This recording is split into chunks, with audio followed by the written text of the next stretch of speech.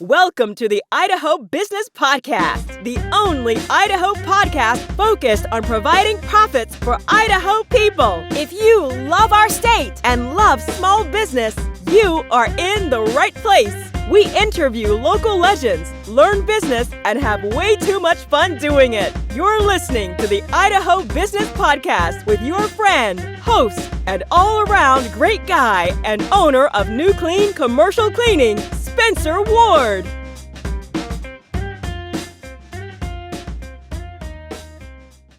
All right, everyone, welcome back to another episode of the Idaho Business Podcast. We are happy to have Jake Erickson, the CEO of Bingham Memorial Hospital, with us. This guy is quite accomplished, so I'm going to brag about him because he's not going to brag about himself. He is from Louisville, Idaho. If any of you guys don't know where that is, that's over in the Rigby-Rexburg area. He has been the CEO for Bingham Memorial for, close to 6 years now, right? Yep. Okay. And during that time, he's been a huge help in growing it to over 160 providers. And any time you can stop me too and tell me I'm spouting any kind of false doctrine too. So 160 providers, 400% growth over the past 10 years. So obviously he was a COO before this. He played a key role in a major partnership of recent years and has helped expand Bingham Memorial service offerings to more than 35 physician specialties with over 20 locations. Physician offices located throughout the Snake River Valley, including Blackfoot, Idaho Falls, Pocatello, Shelley, and Soda Springs. Am I leaving any out there? That's it. Okay. And yeah, I think that's, right now, I think you're over 1,000 employees that within 1,100. 1,100. Wow. So yeah, you've got your hands full. So this is, Jake, welcome to the show. Oh, thank you. Appreciate it. Appreciate you having me. Yeah, no problem. Appreciate you. Before we begin, I always like to say one of our sponsors is Health West. These guys are a great group, another medical group that is great to work with. So give them a Google, find out where they're closest to you, and see how they can help you and your family. All right, Jake, how did you kind of get into this, you wanting to be in the medical field and, eventually wanting to run hospitals? Yeah, that's always a good question when people ask that, because it was an interesting trek to get here, but it was also kind of followed along the lines I had a lot of interest in. I started off, going through school, through my undergrad, kind of really focused on business and really enjoyed the business aspect. Loved some of the marketing classes, the analytics classes. I didn't like statistics, but all the other classes I really did enjoy through my undergrad and business. And so, but then there was a point there that I kind of really started focusing a little bit more on healthcare and getting into the medical field, and wasn't sure why. And I in fact stopped about my just after my junior year in my undergraduate, and decided to start taking some pre-med classes, thinking maybe I wanted to go to med school. Or I was at the time working at for an optometrist in Ogden, Utah. And I was like, maybe optometry, that kind of seems this is pretty cool. I like it. And thought this was the route I was going to go. So I started taking some pre-med classes, started preparing to take the OAT, and then, a few of the classes, I'm just like, I just really don't like this. And I like the medical side. I love the anat phys. Chemistry was okay. Biology was okay. But some of the classes, I just like, this just isn't really for me. And it's interesting too, the physician, the doctor I worked for in Ogden, he kind of talked me out of going into optometry after I told him that's what I was going to try to do. He said, it's changed a lot over the past. And he was kind of probably only had 5 or 10 more years before he retired. But he said it used to be a really, really good field. Still a good field, and he enjoys his work. But he said, as far as getting out and opening up your own practice and is really getting more and more difficult. because of the fact that everything was going to retail. So, I worked at Sears Optical with him, and he had his own little private practice, but then worked at Sears Optical for 4 or 5 days a week too. So he just said every retail store now has an optical area, and so it's kind of not going to be the same in the future. So I was glad that he was honest with me and open, and so as I was kind of then deciding, okay, what do? Do I still pursue some pre-med and build that route, or just finish up my business degree? And I was having a conversation with I'm LDS, and I was serving with a bishop in Ogden. His wife was the chief nursing officer at McKay Hospital in Ogden. And she was asking kind of what my plans were, and I said, I'm kind of stuck right now. I'm kind of in the middle, not sure what I want to do. And I wish I could just rodeo my whole life, which I grew up doing. But I knew that wasn't going to, pay the bills and keep my family going. And so she said, well, you like business and you like healthcare. Why don't you get into healthcare administration? I'm like, what's that? I had no idea that there was an option for healthcare administration, or there wasn't a lot of, in undergrad at that time, there wasn't even, I don't think even a degree for that. And so she introduced me to one of her friends who was the CEO of the hospital there. And I kind of got some guidance from him and used him as a mentor for the next probably year and a half. And I really did enjoy that part of business was in the healthcare side. So I finished up my undergraduate degree, went on and got my master's degree with an emphasis in healthcare administration or healthcare management. And then happened to be just a connection here in Southeast Idaho. I grew up here, and a family friend was serving on the hospital board here in Blackfoot, and said, hey, if you're going into that, anytime you come back this way, I'll introduce you to the CEO of the hospital that he was the board chairman of. And I said, great. So a few months later, we did that. Interviewed. I didn't know it was an interview. It was more like just get to know somebody and make a connection. And before I left the office, the CEO gave me a job. And so I was working in Ogden at the hospital and in a pain management and anesthesia group. And the CEO just said, we've just started the process of starting a pain management group here. We want to start one. So are you up for it? And I said, sure.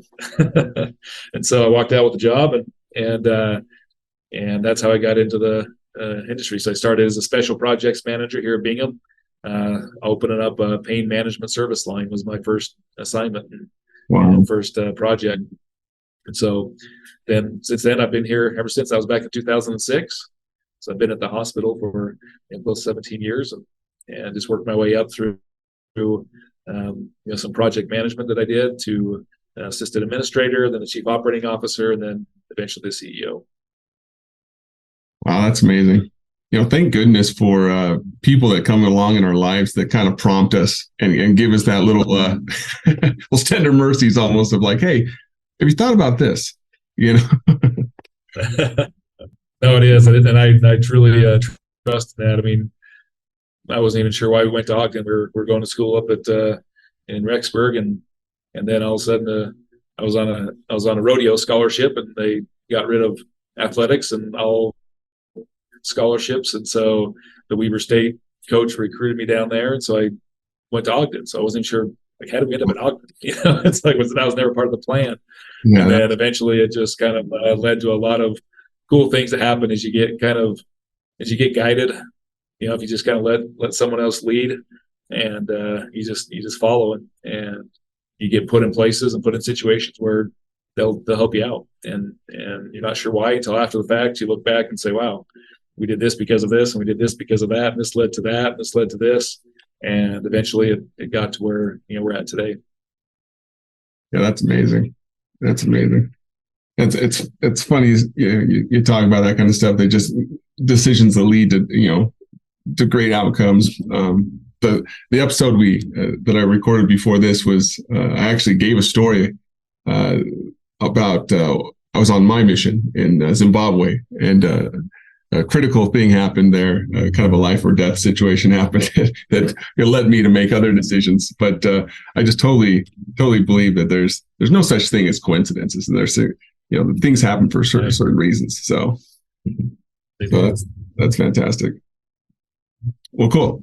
I know a lot of people out there probably thinking too, we hear a lot, there's banking, and then there's credit unions, there's hospitals, and then there's non-for-profits.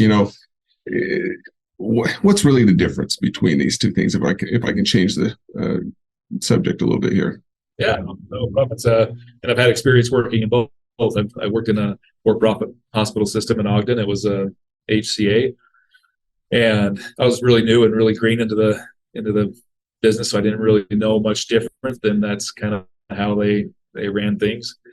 Coming into a nonprofit, and when I first got here, we were even more so nonprofit. It was county owned. It was owned by the Bingham County, and so I had to really kind of understand, okay, what is county owned hospitals? What is that, and what is a nonprofit, and as far as how do they operate differently than the HCA model that I was in Ogden.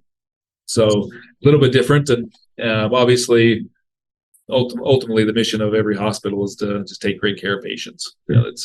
We're in front of people who are, not at their best. They don't want to be there. Mm-hmm. It's kind of an interesting business, perspective. I want to go have dinner at Texas Roadhouse. Yeah, I want to be there because I want to go have dinner there.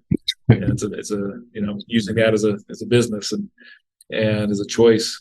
But as far as healthcare, it's like, do I really want to go in and get a colonoscopy today? Probably not. It's not the thing you wake up and say, yeah, this sounds like a great plan for today. So that's right. We typically, are ultimately every hospital, and regardless if it's for profit or not for profit or however the ownership structure is set, everyone's goal is to truly take great care of patients. Provide a high quality service, high quality outcomes, because we want their quality of life to improve, and that's what we're all in it for. It's really truly is a service industry, mm-hmm. and not just service of equipment or machines. It's serving human beings, serving individuals, again, a lot of times at their lowest point of their life, as far as how they feel about themselves, how their body feels, how it's reacting. So it's not like serving people at Disneyland. So this is truly a different setting, and I know that deep down everybody's heart is in that spot. Mm-hmm. Now, when you look at the finances and strategic plans and operations of the different organizations, it varies. Obviously the for-profits, they have their mission is not their mission, but their organizational structure is set up with shareholders. They have to, just like any other corporate entity, they have to report, earnings and things like that to their shareholders. That's just a model that's set up to be able to get more capital. And in all honesty, the model works great to be able to raise capital for new hospitals, new facilities, new equipment, new technology, because they tend to be able to raise capital pretty quickly in a corporate sector there. In the not-for-profit, it's a little more challenging as far as raising capital, especially how we're set up. We separated from the county back in 2007, and we're now we're called a private nonprofit 501c3, and we operate the operations of the hospital. And that's so for us, we don't have a we call Big Brother back in Tennessee or or somewhere that we can go and say, hey, we need a new building or we need a new piece of equipment.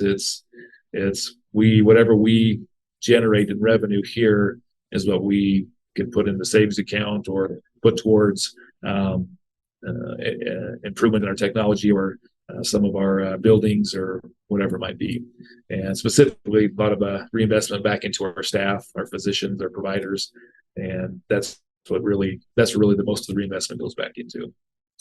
So, a nonprofit, it doesn't mean that we can't make money, because obviously if you don't make money, you can't operate. Yeah. And so we definitely have to have revenue. We have to have a bottom line to be able to continue. It's just not, obviously the percentage of our return is definitely not where the for-profits are at. It's just a different business model. Sure. And so that's kind of the biggest difference, is just the how it's set up in in structure and where the profits go. Hmm. What I love about working for a nonprofit, especially a community nonprofit hospital, is that those profits, everything do stay right here in the community. We reinvest not only in our staff, in our facilities, and in our technology, but we reinvest in the community as well. We do a lot of community sponsorships and a lot of benefits to the community that a private nonprofit is required to do, which I love that part. I love being in the community, providing resources where we can. And we provide a lot of charity care, a lot of care that for people who just aren't able to pay. So that part of it is truly, it kind of tugs at your heartstrings. It says that's why we're in this industry. That's very cool. That's very cool. With the with the investment, you're back into the community, back into the hospital and stuff. You guys are pretty heavily into the robotics and stuff like that too, right? With the surgeries and stuff. Actually, my own mother, I think it was this month and the month before, she actually went with Dr. Peterson and had both her knees fully replaced. And she had nothing but good things to say about you guys' processes and Dr. Peterson as well. So I thought I'd give you a little shout out there. But I thought that the robotics thing was pretty cool. So it is. A lot of changes in technology and healthcare, and just speaking of like a total knee, for example, even when I started, even if you go back about even 10 years, 8 years, you would get admitted to the hospital to get a total knee replacement. You'd be there probably 2 to 3 days minimum in recovery. And that's a pretty intensive, therapy or inpatient therapy after that, before you actually go home. And now with this technology came out with the Mako system with total knees, it's just amazing. Like I still remember when we took Dr. Peterson over to Oregon to see this robot in action and talk to a couple of the physicians who started using it, and thinking, wow, this is pretty incredible. I mean, it literally, the error rate is so small, if any. I mean, it's programmed so tightly that way. In addition, it's like you go home the same day. Like you literally, unless you're one of the last patients on the docket that day, you might have to stay overnight, but you typically don't stay any more than 24 hours in the hospital, and most go home the same day. And just amazing, because it used to be such a arduous procedure to go through. Wow. Well, I like it. Well, I love talking business. I love talking different aspects of it. But with you being in the position you're in, what's kind of the thing that you really take a lot of pride in, and really you enjoy doing on a daily, weekly, monthly basis in your position?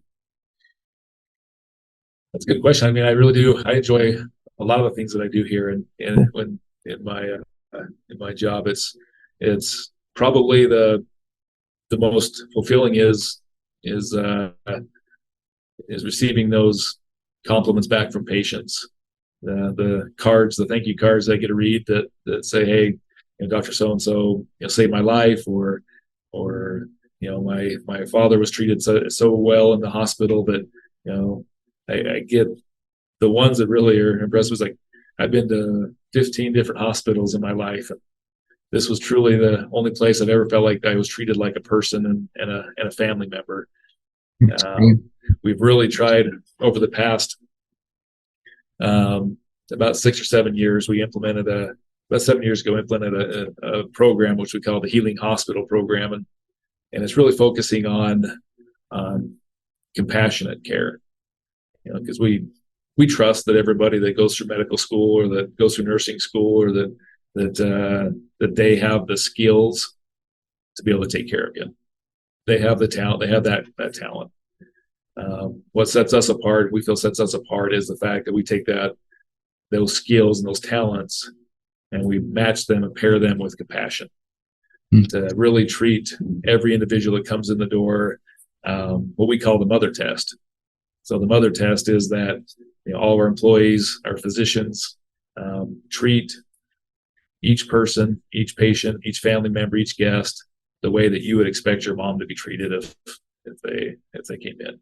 I like So that. if you can pass the mother test and everything that you do, then everything else kind of falls into place. You catch yourself and, oh shoot, I want my mom to be, confused or be scared or be nervous or anxious. So what can I do to help that and assist and go a little bit the extra mile? We award our employees what we call the Servant's Heart Award on a regular basis, and those are our employees who get nominated by their peers. They get nominated by their peers for going above and beyond for taking care of patients.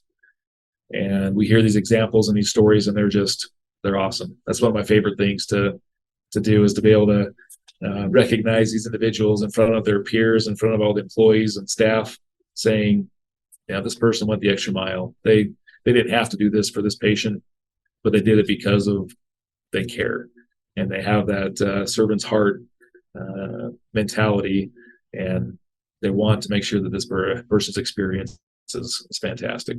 So that's those are some of the things that I enjoy. I love the operations part of things too. I was an operations officer before, so I like digging into the details of how we can better operate our facility, with whether it's finding better workflows or things like that. But for the most part, what I really truly enjoy is just seeing the results and seeing the fact that we help people's quality of life improve, that they can go back out and play with their grandkids or play with their kids or be more active that they want to be, because of the fact that we've been able to help them in some way. And I like that. And I'm going to probably steal that mother's test to use in my own companies, because I love that. That is great, because we do a lot with core values, and we try to hire people that match our same core values, because we're all trying to accomplish the same goal. But we can hire everyone that kind of do these different jobs, but if it really goes well when they match your core values and symbiotically Absolutely together. So that's great. We always do that with caveat, because we know that there's some people that have mother issues. So we're saying, if you don't love your mother, then don't treat them that way. Yeah. I was going to bring that up. I'm like, what about the guys? Right. So think about someone you do love. I love it. Well, cool. We'll ask you one more question. We'll fire into a lightning round after that, and then we'll cut you loose, because I know you're a busy guy. But to speaking to the business leaders and the business owners on this podcast that are listening, what would be your best advice for that audience, based upon your experience of leading this large organization? Well, I think as far as leading an organization, and a couple of things. One, don't always just chase the money. Mm-hmm. I mean, it's easy to do. It's easy to get caught up into. It's easy to get caught up into what are our margins, what's our returns, what's our take home, what's this, and what's our capture rate. All these different things you can focus on of because you're chasing the dollar, chasing the money, and again, it's easy to get caught up into that. Mm-hmm. But that's one thing that I think is short lived. I had a board chairman that stood up one day several years ago. We've used this in our organization ever since. But he drew 3 letters up on the board, and it was Q with an arrow to V, with an arrow to P. And we're like, okay, QVP. It sounds like a satellite, channel selling stuff. What is QVP? It's like, and he stood up and he explained. He said, this is how you have to run your business. You start with quality, which is the Q. And if you start with quality, focus 100% on quality, then V, which is the volume, that'll come. And then once you have volume, the profit will be there, and you'll see profits. But you can't exchange those in any other way. If you change that, put the P at front, that you're going to focus on profits, and that's it, it'll be pretty short-lived, and it's not going to be long-lasting. If you just focus on volume, just get people through, and kind of like I grew up on a farm and ranch. So, like getting the cattle through the chute, it's like just get them through. That's a lot of volume, but there wasn't a lot of quality. And again, people realize that it wasn't that great of an experience, and they're not going to come back. But if you focus everything on quality first and invest in quality and invest in a great product, people are going to continue to use it. People are going to continue to choose to come to your place of business. And then once you have that volume established, because the expectation is high quality, then the profits will come in. But you can't exchange those three. So that's the first bit of advice. Second bit of advice is just be kind to your people. Again, once you can demand a lot as a CEO, you can demand a lot as an owner of a company, and you have a lot of pressure on your shoulders, and sometimes that comes out in the way you react and the way you treat people. Yep. But for me, I couldn't do what I'm doing without every one of these individuals that work in this organization. I can't actually go and replace a knee on a patient. I'm not trained to do that, but we hire people that are very well trained to do that. And so I love hiring people that make me better. Some people really, they kind of, they think that they use that as a threat sometimes, is if they hire somebody that might be smarter than you, or that might have different skills or talents, or they sometimes see that as a threat, where we need everybody. We need everybody to be part of this team, all rowing in the same direction. And everybody does have different talents. Bring in people that complement you, not just that mimic you, or that are going to be people that always just say yes. Because that stifles growth, it stifles creativity, and it stifles your ability to continue to grow if you're trying to you have to do everything. I have the team around me, my admin team, we're all a little bit different. We do have some commonalities, obviously, but everybody has different skills, different talents, and I turn them loose and say, run with what you got, because that's going to help us, and it's going to ultimately help our patients get what they need. So treat people well, treat people kind. It's you never know what people are going through at home or in their personal life. They're here, dedicated, working every day. Treat them with the kindness and respect that they deserve. I wish, especially recently, it's really hard because everybody wants to be paid more. Everyone needs to be paid more with the inflation and everything else that's going on. And man, it's hard. It's really hard because we, as healthcare, especially as a hospital, we're at the very end of that dollar that comes in. We get paid whatever Medicare or Medicaid says they're going to pay us, or what the insurance company contract says they're going to pay us for our services. We can't just go and raise our prices and get all that overhead back when we decide to raise our labor expenses. So it's the little things that matter, that'll keep employees here engaged, even though they may be able to make some more money somewhere else. If they love what they do here because of the way they're treated, they'll stay. And so that's advice I would give, is just be kind. Man, that's fantastic. I love that stuff. So, I love the KPVP, right? QVP. No, QVP. I love that one. That's a good one too. You're just sharing a bunch of stuff I'm going to be stealing from you, so I love it.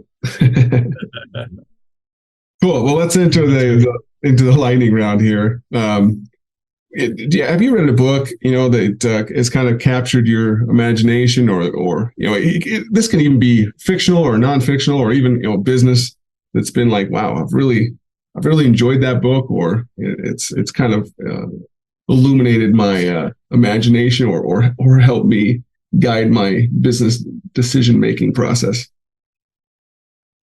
Yeah, one recently we read as an admin team, as in a management team, it's called The 4 Disciplines of Execution by Chris McChesney. He works for the Covey. Sean Covey also helped with this book, and we actually had Chris come out and lead our strategic planning session for our organization. We do every 3 years, and so we had developed a 3-year strategic plan, all centered around this 4 disciplines of execution. And what I really like about it is the focus on our goals. He calls them WIGs, WIG, and it's wildly important goals. And because we can have so many goals. Some of the things that really caught my attention too is that there's so many times, whether it's in our personal life or in our business, is that he has these statistics that says, okay, if you set 3 goals that you're going to focus on, the chances of completing those 3 goals are pretty high.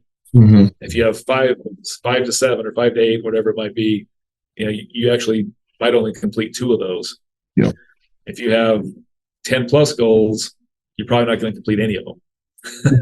And so kind of backing that in to say, okay, what is the most important? What is the highest focus that you need to do that may be able to accomplish some of the other sub goals or sub wigs that you have, but you have to really break it down into a true, 3 to 4 area focus where that's your wildly important goal, and you run with it, and you focus on it. Everything you do, you bring it back to that goal, and going through the execution part of a strategy is the most difficult. It's easy to plan, it's easy to pull numbers, it's easy to get data and say, hey, this is what we want to do, but actually executing it is the most difficult part of any operational part of a business. Sure. Is to actually get where you can implement your plan, implement your strategic initiatives and objectives. So this was a great read. I highly recommend it. It really does help us focus on, okay, now we got the plan. Now what do we do? We got to execute, and it has a roadmap of how to really truly execute on our goals. Okay, I'll add that one to the list. I've been going through quite a bit this year, so that'll be a good one. I just got done with David Goggins, Never Finished, and Tim Grover's Relentless book. Two great ones as well. So yeah, Relentless book too. That's great. Well, cool. And you may have already answered this one, but you can. I'll give you another try. This one's if there's a biggest myth business owners or business leaders need to know the truth about, what would that be in your mind? Oh, that it gets easier when you get to the top. It kind of seems like, and I probably fell into the same trap or was guilty of the same thinking in the past. Is you think, okay, if I could just be in charge, all this would be so much easier. If I could be making decisions, things would be so much smoother. And so I think we tend to navigate and kind of gravitate to that thinking based on where we're currently at. Yeah. And instead of trying to figure out, okay, wonder why that decision was made, or wonder why, that there's got to be other aspects to that decision, instead of just always, I guess, scrutinizing, the person above you or the people above you, going, and they don't know what they're doing. Because I'm sure that I have 1,100 people that someday they just look at me and say, that guy has no idea what he's doing. And so I know that can be a challenge, but sometimes again the myth is if I could be the one making the decisions, if I could be in charge, everything would be so much better. And like that. You don't realize everything that goes into leading an organization with so many different aspects and tentacles to the organization of, wow, I have to know this, and then this, if I make this decision, it affects this. If I make this decision, it affects that, and how it all works intricately there. It's challenging. It is being in, and then you can't turn and look at anybody either and say, well, it wasn't my decision.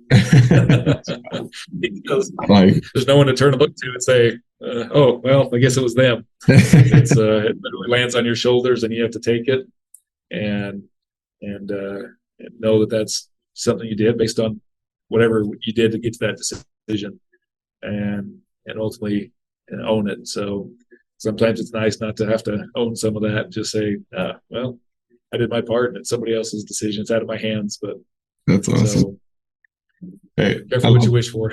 Yeah, I love that answer. That's a good one, because I've heard that from other people. Oh man, if I could just be at the top. Do you really wish that? So that's great. Okay, and my last question. What is one question I should have asked that I didn't? Oh, I don't know. Yes, good questions. And if I did, if I did ask them, great, but let me know. Let's see. Maybe why stay in Idaho? There you go. This is a Idaho business podcast. That's right. What draws us to stay in Idaho? Mm-hmm. And I think one, I love living here. It's obviously with my job, I travel a fair amount, and so I travel to other cities, other states. Get to see a lot of the country, and every time I come back, it just feels home. And I did grow up here, so obviously that's a feeling that's going to always be there.